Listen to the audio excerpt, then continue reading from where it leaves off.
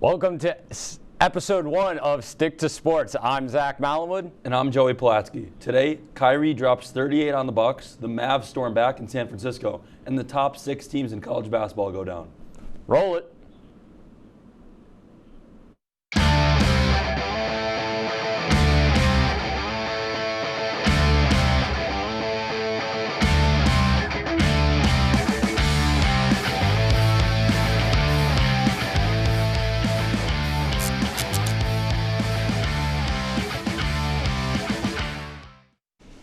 The number 1 Gonzaga Bulldogs were handed their first conference loss of the season with a 67-57 loss to the St. Mary's Gales on Saturday. The Bulldogs were held to just 57 points on the road after being down 15 points at halftime. Tommy Kuhse had 14 points and 6 rebounds for the Gales, who are now 16-0 at home this season. Joey, what went wrong for the Zags in this one? Zach, first and foremost for Gonzaga, it's their depth. St. Mary's won bench points 14-0. Gonzaga guys were just gassed. You saw it later in the second half. St. Mary's also it is usually a weaker conference, but they're a nationally ranked team right now. It's not that bad of a loss. I'm looking at the rebounds as well. 37-33 favored St. Mary's. St. Mary's took one more shot, but they made 5 more as well, so that field goal percentage favored the Gales as well, and it was 36-21 at half. Gonzaga's been behind at halftime 3 times now this year. Alabama, Duke, now St. Mary's, lost all 3 of them. Yeah, the best players didn't show up for Gonzaga in this one. Timmy shot 2 for 10 and had 6 points. Holmgren shot 3 for 7 and also had 6 points. They had 14 turnovers. They were out-rebounded, and they didn't lead the entire game against St. Mary's. You're not going to win that way. They're very lucky to be the number 1 team still in basketball, especially after these rankings. They're very lucky to still be number 1. Credit to St. Mary's, though. They were unbelievable at home in this one. Syracuse hosted rival and the 7th-ranked team in the country in the Duke Blue Devils at the Carrier Dome Saturday night. Duke was the only of the 8 top 10 teams to pick up a win on the day that featured an insane amount of upsets. Duke had their way on offense and on the glass as the Blue Devils won 38-25 in rebounds while shooting 54% from the field and 47% from behind the arc. Syracuse could have gotten a resume-boosting win, but instead took a really bad loss. Zach, is there any chance Syracuse makes it to the NCAA tournament now? It's going to be really, really difficult to put Syracuse in the tournament. They have no big wins really this season. 0-4 against teams in the top 25 rankings. A 3-7 record on the road isn't going to help. Duke was absolutely perfect in this game. I never thought going into this season I would see Duke put up 97 points in a game on the road, especially near the end of the season against Syracuse on Syracuse's home floor. But the shots were falling from absolutely anywhere.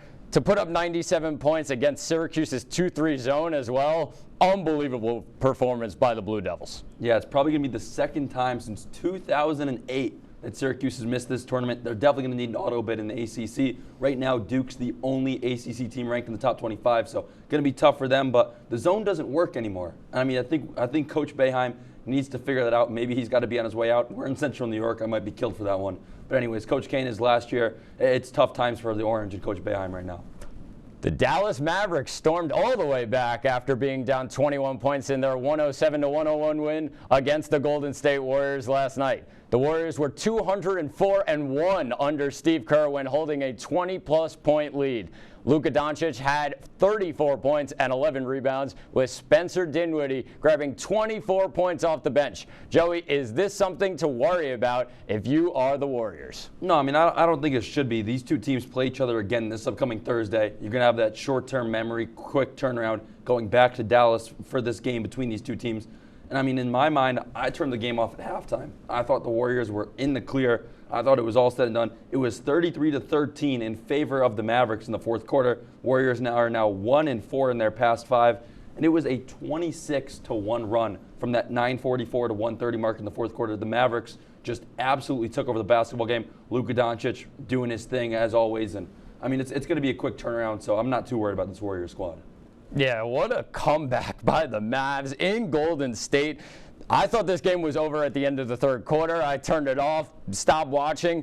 A dreadful fourth quarter for Steve Kerr's guys. 13 points in 12 minutes. That just cannot happen on your home floor, especially with a player of the caliber of Stephen Curry.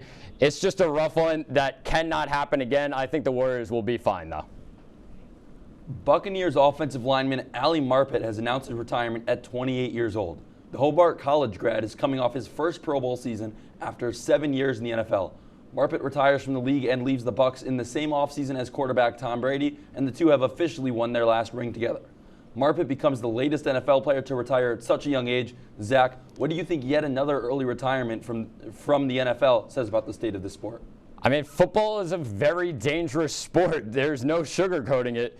There's a lot of health concerns, and I cannot say I'm surprised when seeing players retire at such an early age. I do think this puts the Bucs in a little bit of trouble, though.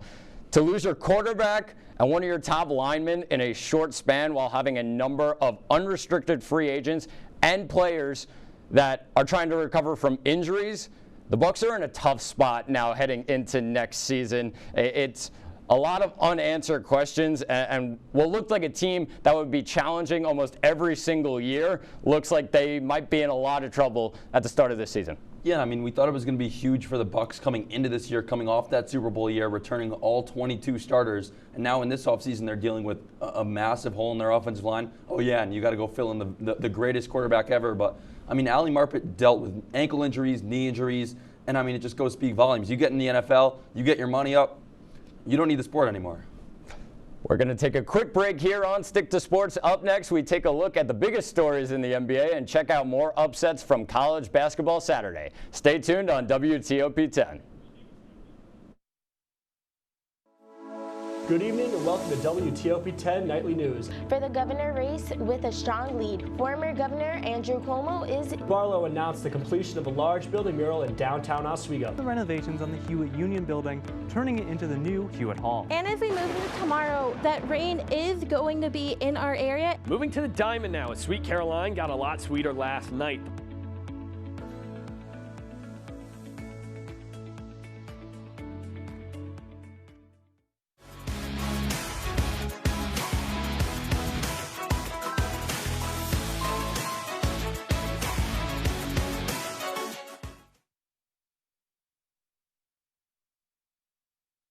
Major Discussions is the new show that explores the stories of students right here on campus. I personally came here to SUNY Oswego for the broadcasting program because I love to hear people's stories and to do work just like this.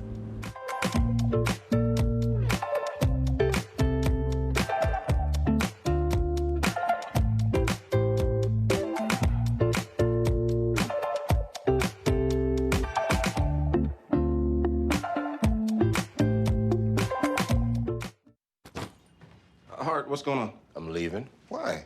What did I do? Not enough. The pressure's too much. I quit. I get it. I can do better. Just please don't leave. Don't let your heart quit on you. Get your uncontrolled high blood pressure to a healthy range before it's too late.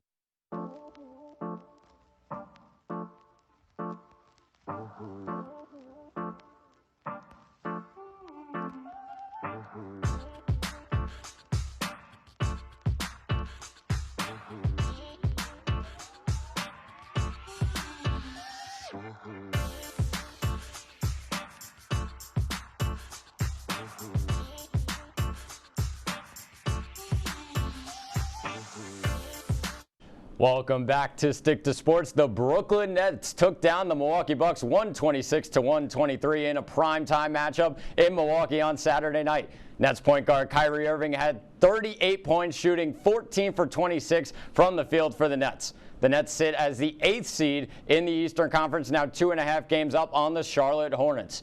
Joey, are the Nets the title favorites when Ben Simmons and Kevin Durant both return? I mean, I think they'd have to be. Obviously, you get Kevin Durant back, Ben Simmons coming in. I mean, who knows what he's going to bring to the squad. And now you're also adding in New York City lifting the vaccine mandate. Maybe Kyrie comes back. There's a million questions around this team. But if, I mean, half of them work out between Ben Simmons, being fully healthy, physically, mentally, Kyrie can play.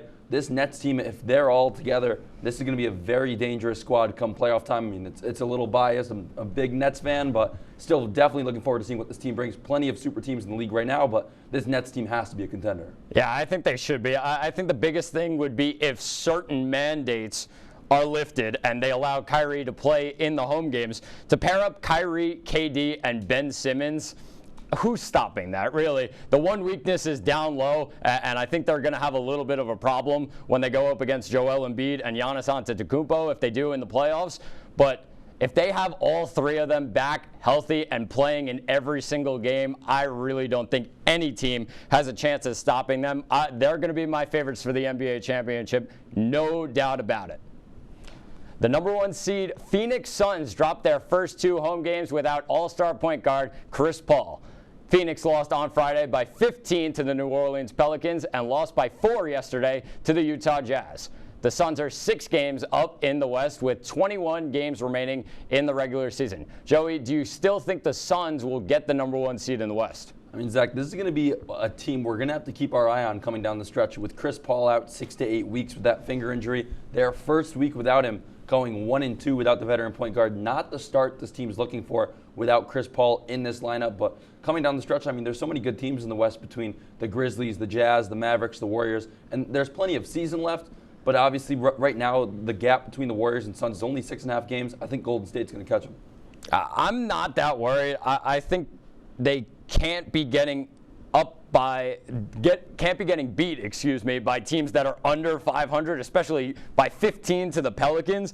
It's going to be difficult without CP3, though. You kind of take a game out of Devin Booker. He's got to bring up the ball a lot more and can't be that guy off the wing to knock it down and take it to the basket. It is going to be hard for the Suns, but I think they'll get the number 1 seed in the end. James Harden has officially returned from injury for the Philadelphia 76ers. Philadelphia trounced both the Timberwolves and the Knicks on the road this weekend by a combined 47 points. Harden had 27 and 12 on Friday and 29, 10, and 16 on Sunday. After Sunday's game, Sixers center Joel Embiid described the duo as, quote, unstoppable.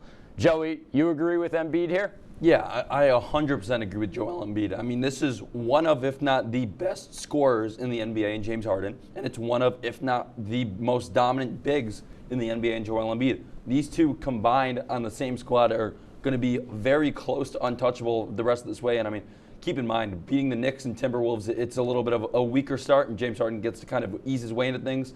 But we saw what James Harden did going into Brooklyn.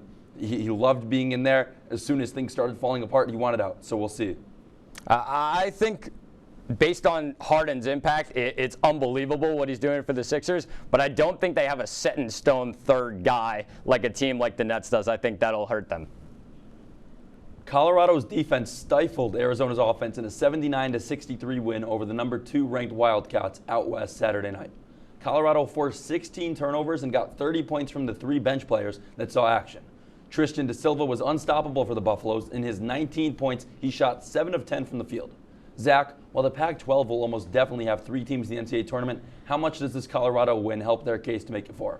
I think this win is huge for Colorado, and a team that's gotten blown out by Oregon and also got blown out by Arizona State a couple weeks ago on their home floor.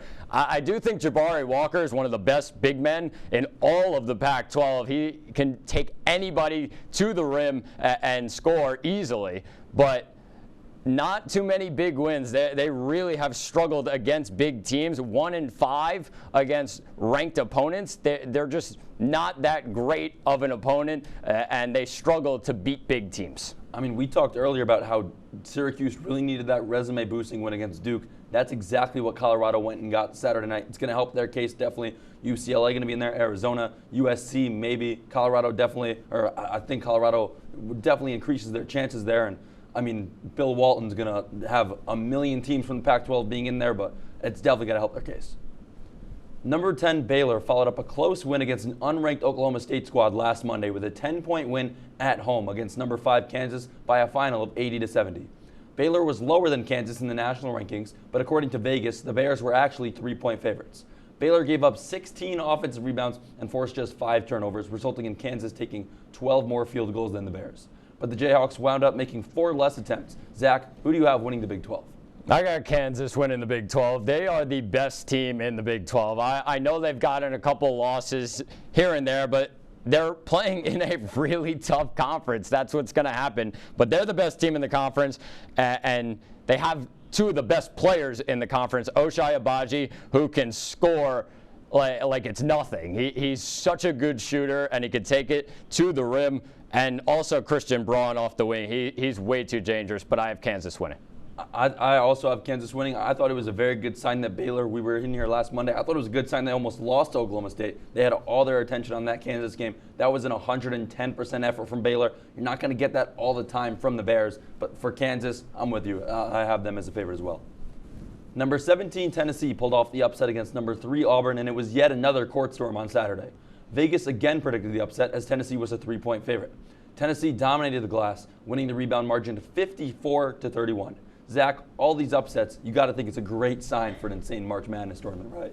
To be honest, I can't even tell you who my winner is right now for March Madness. I'm just going to go make a bracket and kind of see what happens. But what a win for Tennessee to beat Auburn just a couple weeks after they absolutely dominated Kentucky. It is unreal from Rick Barnes' men. And Zakai Ziegler has been a beast for Tennessee so far this season. Kennedy Chandler hasn't really completely stepped up to expectations, and they've kind of struggled here and there in the early stages of their season. But on their home floor, they can beat absolutely anybody. What a team. I mean, we all know there's always one guy in your bracket pool who just picks all of these upsets. There's a million of them. Usually doesn't do too great. This year might be a different story. It's a great sign Saturday. This NCAA tournament field is going to be wide open come March, and it's going to be a fun bracket without a doubt. It's going to be plenty of upsets. Great sign Saturday. There's really no definite champion, like you said. We have to take a quick break, but when we come back, Zach will be joined by Ben Diamond. Don't go anywhere. You're watching Stick to Sports. Athletics. Aaron, there were 6 big points. This is the one you've been waiting for. This group has never beaten Cortland. Getting started with some men's soccer as the Lakers had 2 conference matchups. For half of the Lakers' goals this entire season. Offense is key. You talked all about scoring goals.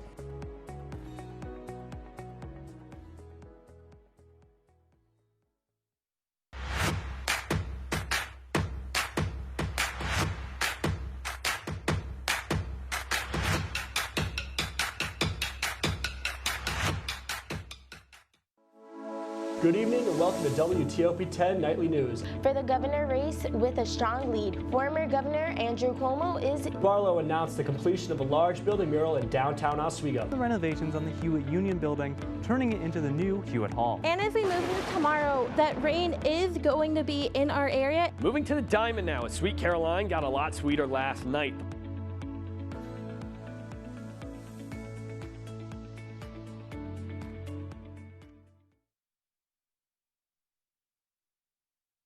Life's taught me a lot, and I'm ready for more. Well, you're not the typical kind of candidate that I hire.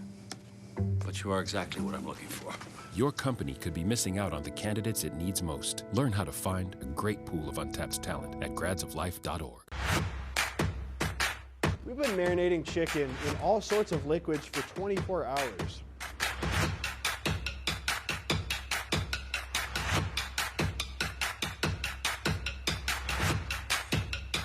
These are vitamins and minerals and things that you need, nutrients.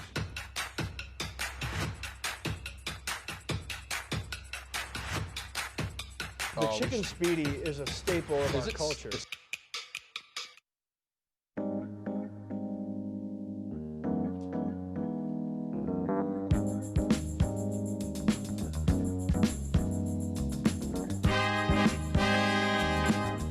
Welcome back to Stick to Sports. Joining me now is Ben Diamond, one of our producers. Ben, what do you have for us tonight? Thanks, Zach. Hall of Fame shortstop and former New York Yankee Derek Jeter has stepped down as the CEO and part owner of the Miami Marlins. This comes as a surprise to many. As with Jeter in the front office, the Marlins made their first playoff appearance in 17 years in 2020. In a statement, Jeter's reasoning for stepping down was a change in the team's direction. Now, Zach, Where do the Marlins go after Jeter's departure?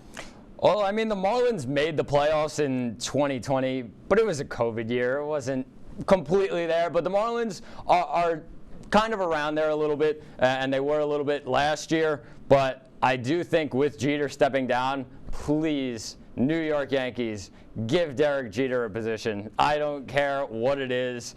Just find a position, make up one, give him the job. That's it. I agree. The COVID year was definitely apparent when it came to the 2021 season, when the Miami Marlins finished 67-95 and fourth place in the NL East. But I think that Jeter trying to win sooner with the prospects that he'd gotten really helped. He tried to motivate the team to push him forward, but the team didn't want to do that. I mean, Jeter's a smart guy. He knows what it's like to win. He's played for the Yankees. He won his championships. He's smart. He tried to switch this Marlins franchise around. It worked a little bit, but not completely. NC State freshman Tommy White has gone on an offensive barrage to start the 2022 season. In his first 9 games, White leads all of college baseball with 9 home runs, 29 RBIs, and 20 hits. He's also second in runs scored with 18 and an OPS at 1.412. His hot start has made him a fan favorite, so we'll have to wait and see if he can keep up with the expectations being placed on him. I really love what college baseball is doing right now. The MLB lockout, it's very disappointing, but college baseball is keeping everybody a little bit happy.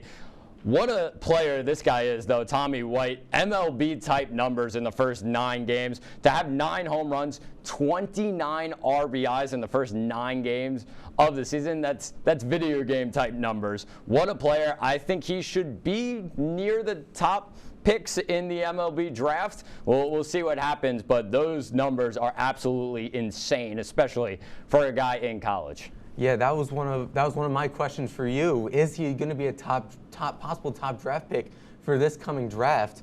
But he definitely puts the barrel to the ball like the best of them. But one thing, with all these eyes on him, can he handle this pressure?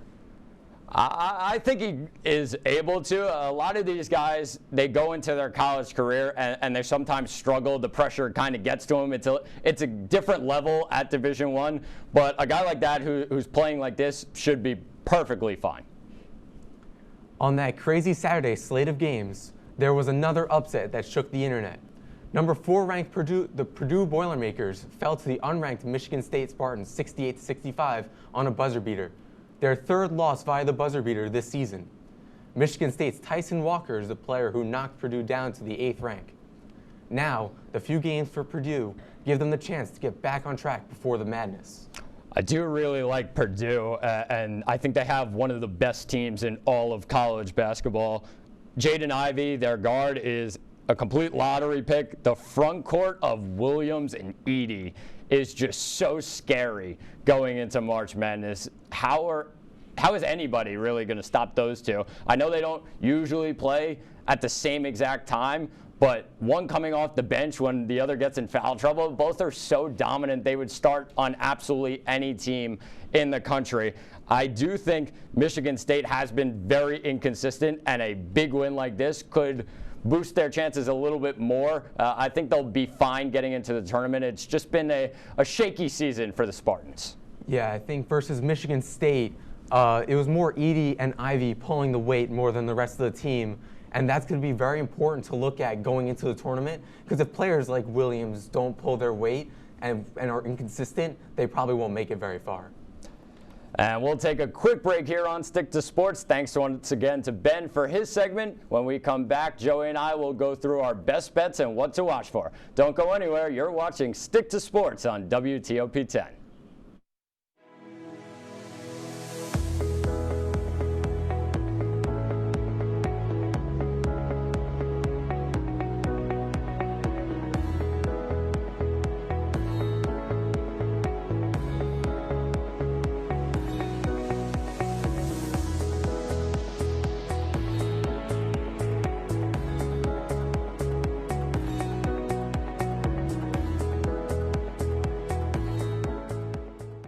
This job looks perfect. It says you need a high school diploma. You got one of those, right?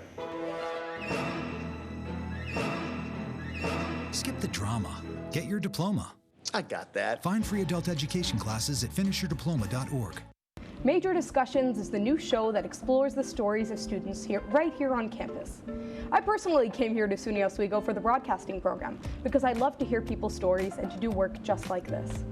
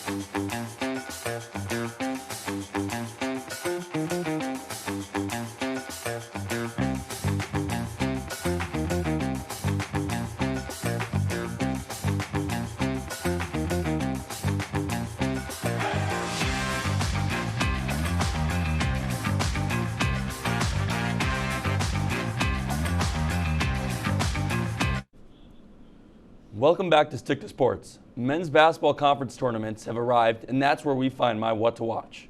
Fairleigh Dickinson versus Central Connecticut State marks the start of the Northeast Conference Tournament and the first postseason game of the 2021-22 season.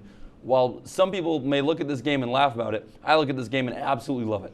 Big-time tournaments like the SEC and Big 12 are fun, but teams who get an automatic bid aren't playing for much. Mid-major conferences, where you must win your postseason tournament to qualify for the NCAA tournament, always features games with a whole different level of intensity. These games are such enjoyable watches because it's win or go home for every team in the conference. It's officially March Madness time. Let's watch some mid-major ball. We sleep in May. Let's do it.